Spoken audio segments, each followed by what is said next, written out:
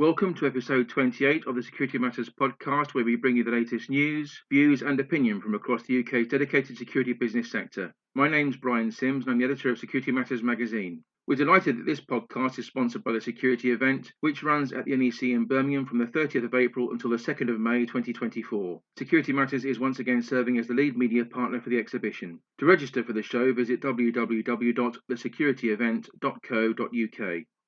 Turning to the news now, and the Level 2 Professional Security Operative Apprenticeship has received funding approval from central government through the Education and Skills Funding Agency. The news comes in the wake of approval for delivery being ratified by the Institute for Apprenticeships and Technical Education back in May. The funding announcement has been made by the private security industry Trailblazer Group and represents the culmination of 3 years' worth of diligent work transacted by employers and stakeholders alike right across the security sector in tandem with the Security Industry Authority. The new apprenticeship offers a route to employment for those wanting to join the private security industry and those already in employment who wish to progress in their career. In practice, the apprenticeship will be reviewed subsequent to the first 3 years of operation in the sector. The apprenticeship, for which external quality assurance is being delivered by Ofqual, will provide funded opportunities for professional training in core security skills and allow employees to choose a specialism: operational security operative, cash and valuables in transit, mobile security patrol, or security control room operative. The professional security operative apprenticeship is available here in the UK. In Wales, Scotland and Northern Ireland, employers seeking to access apprenticeship funding should approach their local apprenticeship funding body. Apprenticeship levy payers in England, i.e. those employers in the private or public sector with an annual wage bill of more than £3 million, will for the first time be able to use their levy to pay for high quality training for their private security operatives. Mark Williams, Security Operations Manager for the Parliamentary Security Department and also Chair of the Private Security Industry Trailblazer Group, responsible for developing the apprenticeship, stated, "I'm really pleased that the hard work of employers and others has paid off. This is a major step forward for the industry. This apprenticeship will address some of the workforce issues that we have in play by helping to attract new talent to the industry, in addition to assisting in the retention and development of existing members of staff. I'm extremely proud of the tenacity and collaboration shown by members of the Private Security Industry Trailblazer Group in a bid to help professionalise the industry." Heather Bailey, the chair of the Security Industry Authority, also commented, "We are really pleased to have supported the Private Security Industry Trailblazer Group to achieve this outcome. It's another great example of the progress that can be made when industry collaborates on skills issues with our support. Hopefully this development represents a further step along the way towards making the private security industry a career of choice." An all-new register setting out the government's latest assessment of key risks posed to the UK has been published as part of ongoing cross-government work designed to better prepare the public and the business community for the threats facing the nation. Deputy Prime Minister Oliver Dowden has unveiled the 192-page National Risk Register, itself an assessment of the risks facing the UK. The National Risk Register outlines no fewer than 89 threats that would have a significant impact on the UK's safety, security or critical systems at a national level. This latest version of the National Risk Register is described as being more transparent than ever before and publicly shares previously classified information about a number of potential risks. These include disruption to energy supplies following Russia's full-scale invasion of Ukraine, malicious uses of drones to disrupt transport and other critical operations, and threats posed to undersea transatlantic telecommunications cables used for the internet and communications. The government has robust plans in place for each of the different risks and is also urging businesses, local government and voluntary groups alike to play their part in helping to plan for them. By publishing an online digital tool for the first time, the government is making risk details more accessible and easier to navigate.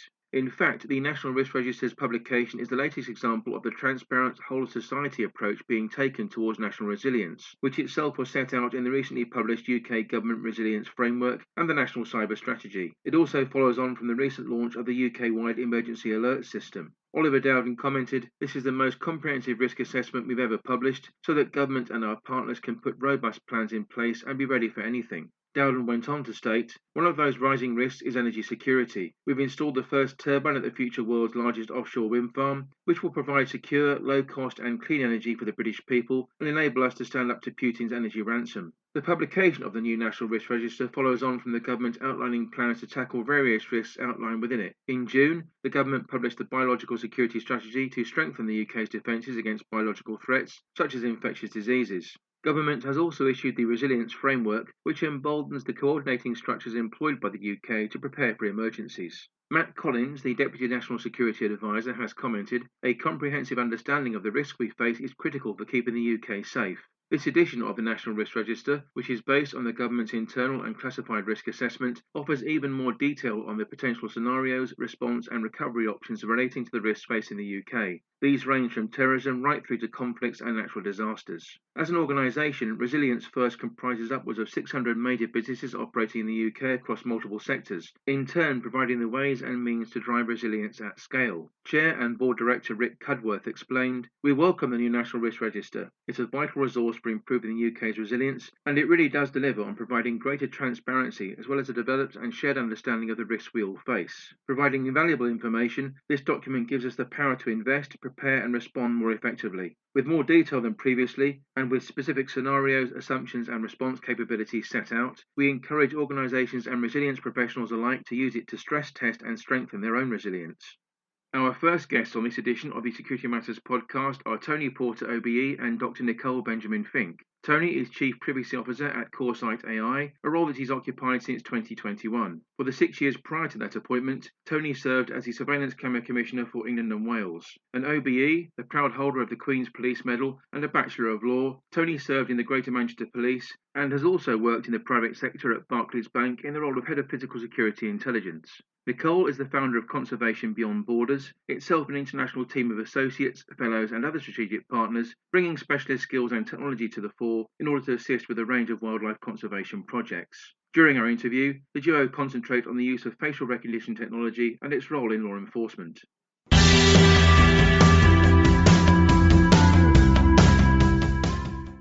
Thank you very much for joining us on the podcast, Tony. You've referenced the EU Parliament's proposed blanket ban on the use of live facial recognition technology as being irresponsible. Can you quickly outline why you favour regulation and safeguards as the best way forward?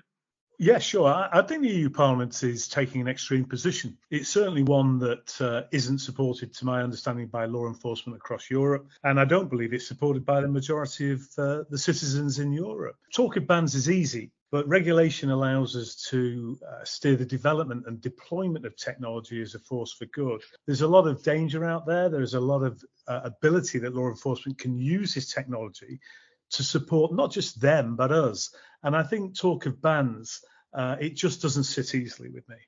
Nicole, welcome to the podcast. How extensive is the illegal wildlife trade and how is it connected to human trafficking? Well, thank you for having me. The poaching crisis has indeed left the shores of Asia and Africa and has a global effect. The illegal wildlife trade is the fourth biggest illegal activity worldwide, only behind arms, drugs, and human trafficking. And it is run right now by criminal syndicates. It's worth around $23 billion. It circulates that amount annually. And because it is so valuable to certain people, it leaves behind a trail of destruction, which is really impacting negatively our world, the biodiversity, and the habitat. In fact, the sad truth is that there is a link between the poaching crisis, particularly the smuggling of illegal goods, and human trafficking. Children on a daily basis, on a weekly basis, are still being sold into slavery, and they're practically used as mules to carry these illegal commodities across borderlines. In fact, I've talked to specifically these handlers and smugglers that verified that data with me. And so when they reach the border of a certain place, they kidnap kids that live in adjunct villages and they cross the border. Nobody suspects them. And then the sad truth is that once across the border, they, quote unquote, to use their words, dispose of the children into the sex trade. And to use my words, or everybody that's probably listening, lives of these children are lost forever. And what impact would a ban on the use of facial recognition technology have on your important work, Nicole, which is designed to deter criminal gangs and bring the perpetrators of crime to justice? So our work really does rely heavily on stopping these criminal syndicates in their steps, which means on true time. So just to give you an example, in 2011, we saw 720 convictions by poachers, by people that were smuggling illegal wildlife commodities. And then by 2020, we increased that to 1,400. which is really attributed to the smart use of technology that enables us to be more efficient and more impactful. And so if we would have a true time facial recognition software that we could use, of course, it would always be under the guidelines and the usage and operation of humans. It would allow us to skip that process of analyzing the data and the intelligence and really just to detect real time what's going on. In other words, the facial recognition software solves for months of intelligence gathering on foot. And by kind of bridging that gap of months of work, we would be able to detect the illegal activities right away and stop the smuggling of these children on the right side of the border, which has a huge effect because when these children are actually detected on the right side of the border, they just go home to their families. When they're detected on the other side of the border, just before they're sold into the sex trade, they go into the system before they get back to the families. If I would just say, I'd like to add that if we do nothing and the ban on facial recognition continues, I feel like we waive our social responsibility right to work towards saving every child in the most efficient way and time-sensitive manner. And some commentators have suggested a compromise that facial recognition tech be retained as an option for law enforcement, but only retrospectively and with a warrant. Why do you believe this approach is misguided, Nicole? If we consider the time-sensitive manner in which people are using children to smuggle illegal wildlife goods across the border, after the fact, the facial recognition can help, but what we're trying to avoid is arresting these people already after the children are lost. So the use of facial recognition after the fact helps the authorities to understand what exactly happened to a victim, but long after they've already been sold and been lost to their families and essentially their life being destroyed. However, on the flip side, the live facial recognition actually gives them an opportunity to intervene before it's too late. So I see this as a simple difference, and I think that people can relate to this, that the true time really does have the potential to save lives. And if I was any European politician, I actually find it very hard to justify a blanket ban to the families of those affected and to the young lives of those that are being destroyed. And reverting to you now, Tony, how would you address people's concerns about alleged inaccuracy and bias in relation to this technology? Yeah, I think it's an excellent question. And actually, before I go into that, I just want to underline what Nicole has just said. Apart from the fact that there's such powerful arguments that this software should be used to help protect us, the public have a view as well. And overwhelmingly across the UK and America, the public support the use of facial recognition in lifetime when there's serious offences at stake. And I don't think Nicole could have pointed out more serious offences than human trafficking. But in direct answer to your question about inaccuracy and bias, there's a lot of myths that exist about facial recognition. This is an AI software that has developed rapidly over the last 10 years. And what I will say now is, whereas previously people said that they were inaccurate or there was an unfairness within the software, that is now a myth. My own company, Corsight, we benchmark at the highest level in terms of reducing bias to indiscernible levels. That is the international testing standard. And that actually now demonstrates that we've got a very powerful but very fair software. We also look at the accuracy element. Our software operates at 99.8% accuracy. Now, you imagine trying to monitor 100,000 people looking for one child trafficker. A human eye can't do that, but our software can. So this is now moving to a very serious challenge, I think, not just to the European parliamentarians that want to ban it on behalf of the EU citizens, but actually I think the challenge is for the EU citizens to turn around and say, well, actually, we don't agree. We see the value in this. Put guardrails around it, but we see the value in this. And that's the argument that I want to put over. Very, very effectively supported, in my view, by Nicole's arguments. And finally, Tony, you of course wrote the current guidelines for UK law enforcement on the legal, ethical and responsible use of facial recognition technology. What specific safeguards do you think the European Union should be prioritising now? Well, I have actually written to the MEPs, commissioners and the council, pointing them in the direction of that guidance. The issues are that the public have a right to demand that the software being used on their behalf by law enforcement is transparent. They need to tell people what they're doing and why they're doing, and then also explain what the performance is. Did it work? Did we catch the right guys? We need perhaps ethical bodies of oversight that will support that use, that will provide support and direction to chief officers so that they do not use the software indiscriminately. In my guidance, I also strongly recommended a form of oversight, and that's now been picked up by many regulators and jurisdictions globally, a form of oversight or quasi-judicial oversight where there is a requirement for law enforcement to operate within the guardrails. What are they? Well, to make sure that the scope of your search isn't too wide, to make sure that the people on your database that you're looking for is justifiable, so that there isn't what civil rights activists call a chilling effect on society. Let's have a more focused effect. And actually, I'll point to a very famous Court of Appeal case in the UK that I was part of, where the justices actually said the Article 8, the privacy impact, is actually minor, considering most facial recognition software disposes of a search that hasn't hit a match on the database. You know, they'll keep that for 0.01 of a millisecond. So that's just 4 of the guidelines that for effective compliant use, for use that will generate trust within the community, that we can use this software. So let's regulate it. Let's not ban it, because if we ban it, the arguments that Nicole has put forward would hit a brick wall, and nobody wants to see that.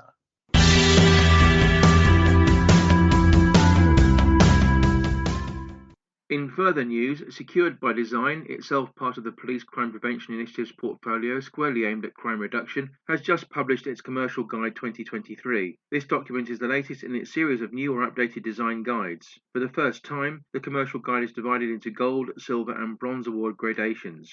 In essence, the Secured by Design Commercial Guide 2023 provides design guidance and specification requirements for commercial premises in a bid to reduce the risks of crime, such as acts of burglary, theft, arson, assault and vehicle crime perpetrated against the person or property. The scope of the document ranges from new schemes through to refurbishments of existing buildings and encapsulates both commercial developments where members of the public have no formal access, e.g. a factory or an office building, and those where public access is integral to commercial use. Such locations would include retail premises, leisure centres, warehouses and public service buildings. Such developments may range in size from a single unit with a defined use to a group of buildings with multiple uses. The Secured by Design Commercial Guide 2023 is said to be the most comprehensive publication of its type to date. It features contributions from a wide range of individuals, among them police designing out crime officers, members of the Fire and Rescue Service, trade and industry experts, access control professionals, local authority and building control practitioners, and professors in the academic arena. Michael Brooke, the Deputy Chief Operating Officer at Police Crime Prevention Initiatives, has observed, the Secured by Design Commercial Guide outlines a practical level of risk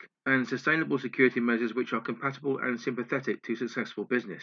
The majority of crimes committed on commercial premises are related to property, as modern business uses an array of desirable and easily transportable goods for the ready market. Plant, raw materials, laptops and many other valuable assets are included here. Brooke continued, among other crime types to be considered when designing commercial properties are vandalism, graffiti, robbery, assaults on staff members and cybercrime. Included in the latter will be the Internet of Things, which is covered in the Cybercrime and the Internet of Things section. Further, Brooke noted, it's our intention to continually update this guide as a result of further consultations with partners, signalling new iterations of standards and improved styles of applying and designing out crime methods, such that communities will be protected from crime for years to come. Brooke concluded, it's vital that the benefits of a new Secured by Design commercial development are complemented with a clear management and maintenance program, together with a business continuity and resilience plan, which will further promote a safe working environment. The Secured by Design Commercial Guide 2023 is applicable to all Secured by Design applications made after the 1st of August this year.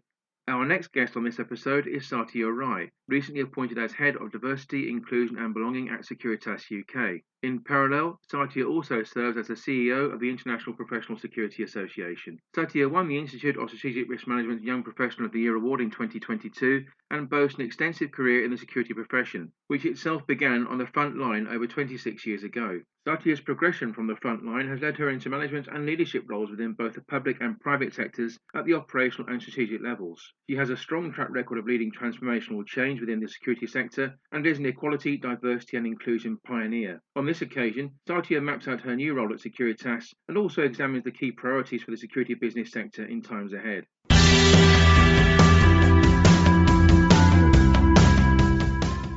Well, thank you very much for joining us on the podcast, Satia. How are you settling into your new role at Securitas UK? Well, Brian, thank you for approaching me to do this podcast, because it is something that's out of my comfort zone. But, if it means that we're getting important messages out to our community, then, I'm all for that. So, yeah, the new role has been an absolute dream, Brian. I'm absolutely delighted, proud to be part of the Securitas family, and the welcome that I've had from Sean, the COO for Securitas Europe, and Sarah Hayes, the HR director, and the leadership team from across the business has been really fantastic. And why did you choose Securitas as a business? Brian, I think that this journey with Securitas actually started over 12 months ago, and it was such a natural progression for me to come into this role. Last year, I was putting together the London Pride collaboration, where we saw the security industry come together for the first time to celebrate diversity, inclusion, specifically its LGBTQ community. And Securitas were approached without any hesitation. They were absolutely key, pivotal and supportive of the collaboration. But previous to that, a week before that, the London Pride team had actually approached me for some support around security coverage, because we had a high profile visit from the Norway politicians, because sadly they had been subjected to a terrorist attack just a few days before their main Oslo Pride, and actually as a result they had to call it off. And in commemoration, the London Pride team, in solidarity, were going to put together a vigil. Sadiq Khan was present and so on, etc. And I had less than 24 hours to gain some support, to get some security coverage to support this vigil, to support the LGBT community and to support the community of London. And Securitas, I had some colleagues and friends that work at Securitas, and Sean, Sarah, the team, without, like I said, again, any hesitation, said absolutely we support it. There was no budget for this coverage, and Securitas supported the entire event without any cost, and that is just admirable. And since then, we've collaborated on some really key people initiatives. We were together at the International Women's Day event this year, which again was a massive success. So it just was the natural decision for me to make. And when Sarah and Sean approached me about the role, I was absolutely jumping for joy, because I already felt like I was part and parcel of the team already. Talk us through some of the key equality, diversity and inclusion priorities at Securitas UK. Absolutely. Brian, we're very people focused, and our network groups are a fantastic place to start. And we have 4 great network groups. The Can Do network group, which is for our neurodiverse and disability professionals. We have the Assimilation network group, which is for our Black, Asian and ethnic minority professionals. We have the Pride at Securitas network, which is for the LGBTQ community and our security professionals from that community. So these are fantastic groups, spaces, safe spaces for our teams to celebrate each other, to talk about some of the issues they have in the workplace, and to come together on a regular basis to raise awareness about the various groups, what they do. And all the groups are supported from C-suite level down. Sean Kennedy attends all these network groups that take place throughout the year. For Securitas, inclusion and belonging is an everyday strategy. And our recent survey, where we had more employees feedback regarding how they are included and how they belong at Securitas, more people completed the survey this year than they did last year. Obviously we always look at that and think we want to do more with it. But the survey results are key. They are proud to announce that they're heading in the right direction. Always, any business or organisation will think that there's more to do, but these stats figures from our individuals, and this is feedback from our teams, our people on the ground, that are saying that, do you know what, we enjoy working at Securitas. These are the reasons why, and this is what actually we still need to be doing better.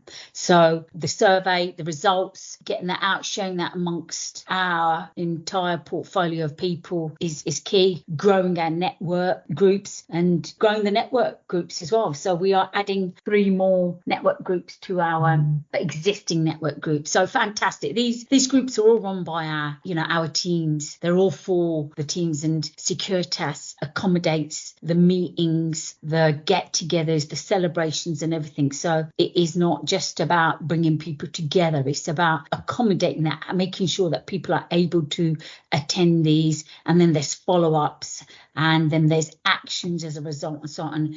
Everything that the entire loop gets closed off at Securitas. I'm also part of the skills board. Securitas are also part of the skills board. So that is, again, another key initiative that we are involved in terms of professionalising the industry that we're all so passionate about, Brian. So lots of industry collaborations taking place at the moment. Now, you've mentioned 1 or 2 of them there, but are you involved in any of these yourself, apart from the skills board one? I'm the Pride collaboration this year. Just to put this into perspective, Brian, last year we had just over between 10 and 12 organisations, companies take part in the collaboration. And this year it's 32 plus. So it's an outstanding, fact to share. And that's because, we're moving on, and, we all as an industry accept that people piece, that belonging piece is absolutely crucial in terms of what the skills board actually are trying to achieve, and the profession map. So we know that belonging piece is key. So these sort of tie in. And then I'm also part of the stakeholder forum with the SIA. Again, that's collaborative working across the industry, being led by the SIA. I can share with you that we've recently created an EDI forum, which will see more collaborative work with an output of a standard, a central focal point for everyone in our industry to look at this information in terms of, how do we become inclusive? How do we create a culture across not just the big companies or some of the companies? We want to get this across the board. How do we create an environment in our industry where it's the norm, it becomes the norm? So I'm delighted to announce that I'll be co-chairing with the BSIA the EDI forum, and the first meeting takes place on Friday. And, that will be the industry working together to create something special for everybody across our industry in terms of inclusion and belonging. So, a lot of work in the pipeline, but these are just some of the key collaborative initiatives that I'm involved in and leading, Brian. Thinking about the sector as a whole, what do you believe are the key priorities going forward? Well, look, I think that the successful implementation of Martin's Law is key. This is what Fegan and Nick have achieved today. Is absolutely fantastic. And now key piece and part to all this will be the implementation of it. So we've got to position ourselves as an industry to successfully make this happen. I really do believe it's key in saving lives going forward. I also believe that the skills board is a game changer, and that will go hand in hand in what we're trying to achieve with Martin's Law in terms of the capability-based career development training, a framework where we can understand what good performance looks like. And, the industry, it needs to change to become a profession of choice. I want to hear more people within our industry talking about this is a choice that I made many years ago, and it's a conscious decision that I made to join this industry. So I think these are just some of the key priorities for our industry in the next 12 to 18 months. What's in the pipeline for you across the next 12 months? Well, I think I've sort of touched on some of these reason already in my previous answers, but internally, from a perspective with Securitas, it's to continue to create a workplace culture where, where all our teams can be their entire selves in a workplace. And, we have our strategy around people is always evolving, always changing. And we all have a shared vision of, making sure that we do right by our people. So there are very, internally, there's a lot of focus around the people piece and so on. And that will then lead on to everything else as a result of what happens when you get that belonging piece right. The impact it will have on the growth of Securitas, not just Securitas UK, but globally, will be fantastic. And then externally, I'm also CEO for the International Professional Security Association. I will utilise, and that impact and influence that I've had at IPSA has been quite unique. And I want to continue to draw on that to drive that collaborative piece across the industry. Because Brian, since we've been doing that, honestly, changes that I've been seeing, the feedback that I'm seeing, the businesses that want to be involved and want to drive change, talk about the challenges we have together. Lots more still to do, but I believe collaboratively together, industry will go from strength to strength. And we do that by enabling, equipping the most important part of that equation, and that's our people. So lots, with some of the things I've already talked to you about, that will be our focus for the next 12 months, is continue to grow that collaborative piece from across the industry, Brian.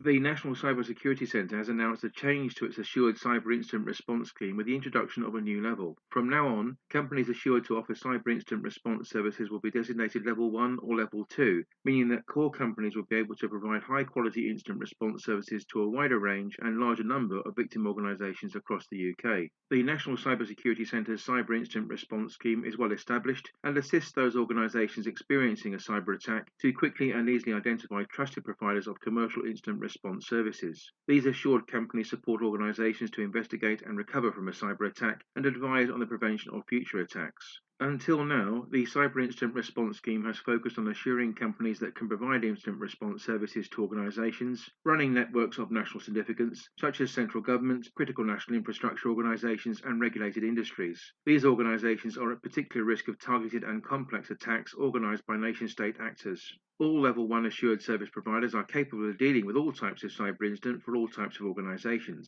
The National Cyber Security Centre strongly encourages organisations running networks of national significance to contact a Level 1 company if they experience a cyber attack. It's particularly important that all organisations use a cyber response Level 1 provider if they think they've been the victim of a highly sophisticated attack episode. Level 2 companies are assessed as being capable of supporting most organisations with common cyber attacks, such as those involving ransomware. This includes private sector organisations outside of critical national infrastructure sectors, charities, local authorities, and smaller public sector organisations. Speaking about the new scheme, Chris Enser, the Deputy Director of Cyber Growth at the National Cyber Security Centre, said, "Falling victim to a cyber attack is really stressful. Finding someone with the skills and knowledge to help can also be a difficult task if, like many, the searching party is not familiar with the cybersecurity world." Enter continued, "For many years now, we've assured cyber incident response services for organisations targeted by the most sophisticated threat actors. I'm particularly pleased that we can now assure a similar service for any organisations affected by criminal threat actors. It's a service that will be good enough for the majority of incidents facing smaller organisations.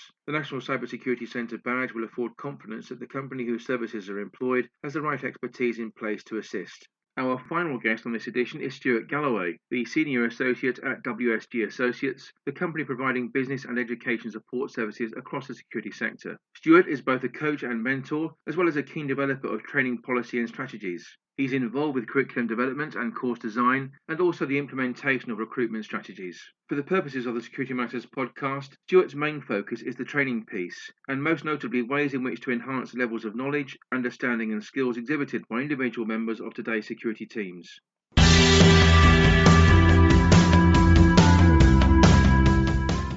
Welcome to the podcast, Stuart. Are we witnessing a continued progression when it comes to the initial training provided for security operatives, do you feel? Absolutely, without a doubt. I mean, if we look back to before SIA licensing, circa 2003, 2004, and to where we are now, absolutely no doubt. We now have qualified trainers, qualified assessors, qualified IQAs, internal quality assurers. We have structured minimum mandatory training. And also now with the recent reforms, which are probably going to be reformed in a couple of, next year or two, is we've got more importance on the assessment and the internal quality assurance of those courses. So there's absolutely no doubt in my mind we're in a better place than where we were 5 years ago, 10 years ago, 15 years ago, from the introduction of the SIA licence and before. So there's absolutely no doubt in my mind in that one, Brian.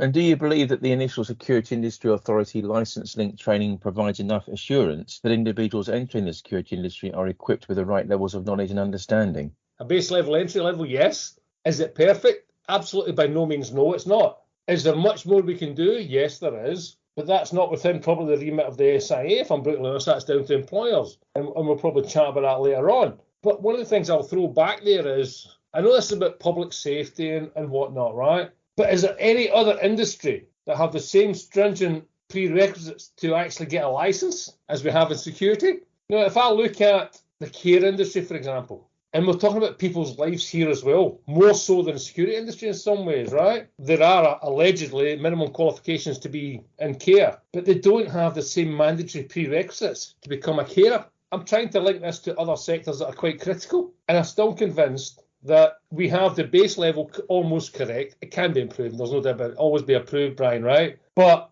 have we got it wrong? No, we haven't. Are we improving it? Yes, we are.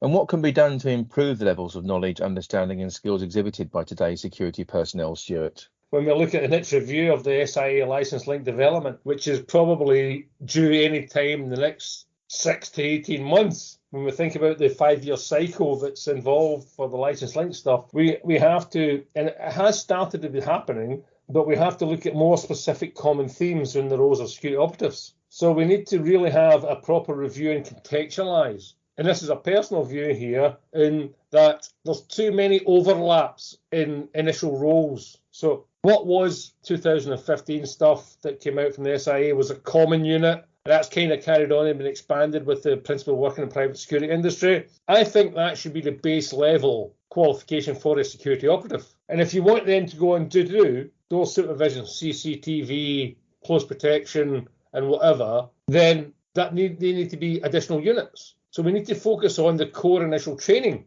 if that makes sense, right? So we need to contextualise it. The industry needs to take a long, hard look at itself and what it expects to achieve. And I'm going to use some old adages now, right, about wages and charge rates. The thing for me is, if you pay minimum, you will get minimum. The industry has, for years, worked in this sort of process of, let's get the job no matter what. However, I always think, and Brian, you've heard this for many years as well, it's a race to the bottom.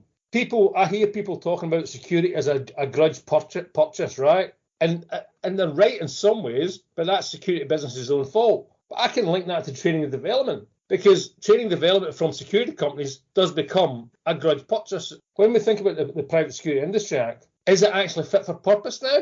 I'm not convinced it is, because I don't think it has been reviewed since it was incepted in 2001, off the top of my head, which links me to a third thing, which is a bit tricky and complicated in many ways, right? Because of the PSIA, let's remember this Act is over 20 years old now, and the primary legislation has never been revised or amended in that period as far as I know. And there's a word used by the SIA saying about competency in the workplace. The only way you can prove competency is by having workplace assessments. You can prove initial entry into the industry, not a problem with what we have just now. If you want to prove workplace training and assessment for security practitioners, there has to be some sort of workplace assessment done to do that. So a personal view for me is, and this unfortunately isn't in the PSIA, is we issue a license initially for 12 months. Once confirmation of that individual is being competent within the 12-month period, the license can be extended for a further 2 years. So we're not degrading the amount of time the license is there for,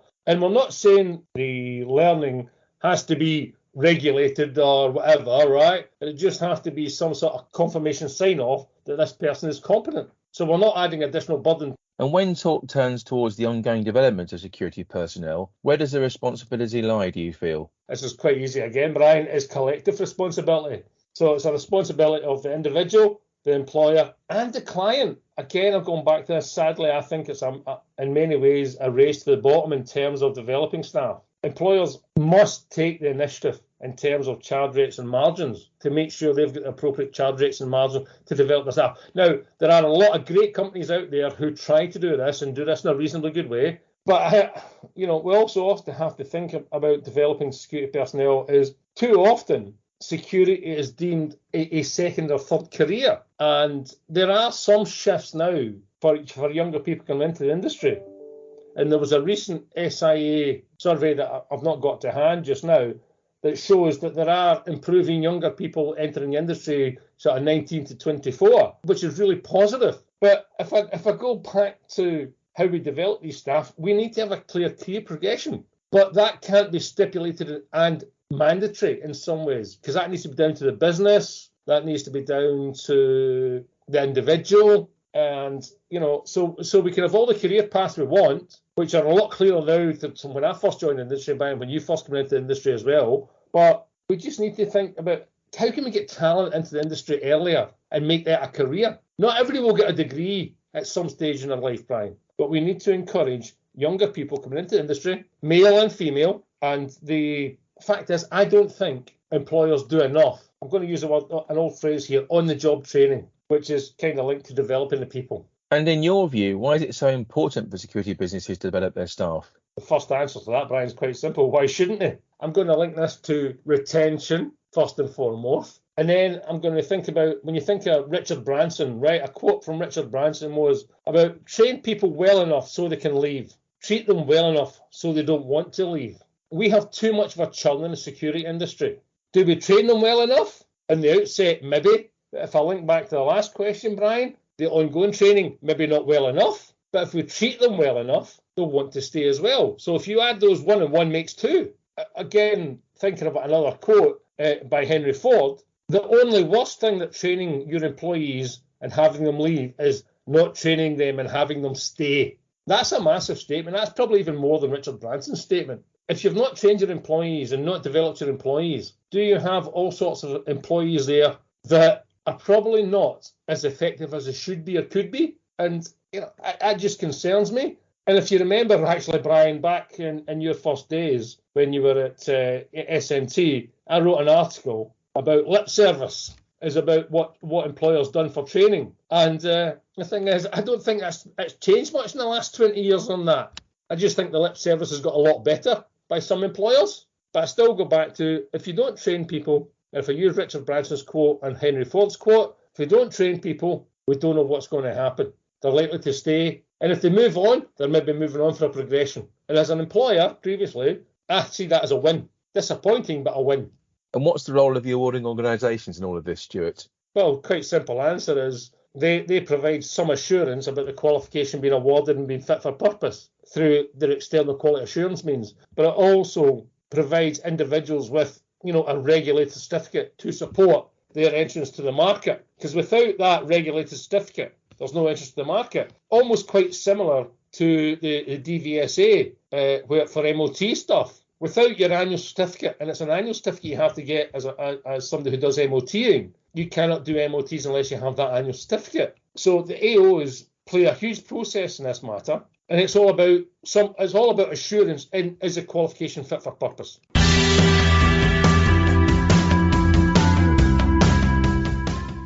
That brings us to the end of this edition of the Security Matters podcast. Many thanks indeed to Tony Porter of Corsight AI, Dr Nicole Benjamin-Fink from Conservation Beyond Borders, Satia Rai of Securitas, and also Stuart Galloway from WSG Associates for their highly valued contributions. Many thanks also to our podcast sponsor, The Security Event.